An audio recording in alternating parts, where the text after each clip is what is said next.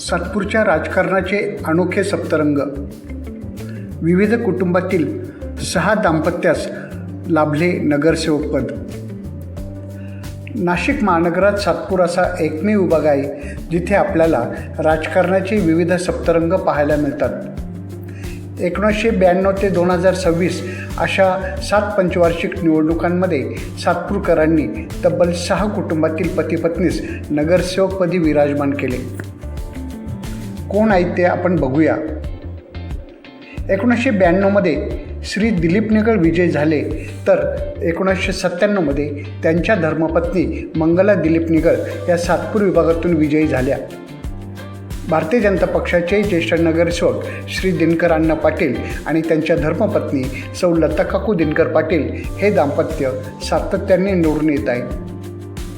ज्येष्ठ सामाजिक कार्यकर्ते श्री मधुकर शेठ जाधव आणि त्यांच्या धर्मपत्नी साधनाताई मधुकर जाधव हे दाम्पत्य सातपूर अंबड लिंक रोड प्रभागातून निवडून आले होते. तर त्यांचेच बंधू श्री नंदूशेठ जाधव आणि त्यांच्या धर्मपत्नी सौ रेखाताई नंदूशेठ जाधव हे दोघेही अशोकनगर भागातून विजयी झाले होते.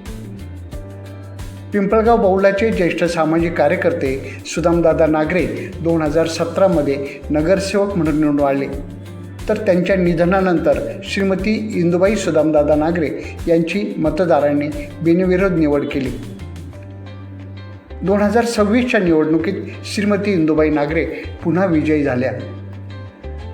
सातपूर विभागातून सन 2017मध्ये श्री योगेश शेवरे हे विजयी झाले होते, तर 2026च्या निवडणुकीत त्यांच्या धर्मपत्नी सौ मानसीताई योगेश शेवरे या विजयी झाल्या. असे आहेत सातपूरच्या राजकारणाचे अनोखे सप्तरंग. अर्थात खेदाची बाब म्हणजे सुदामदादा नागरे, दिलीप तात्या निगळ आणि सौ साधनाताई मधुकर शेठ जाधव हे आपल्यात नाहीत. असो.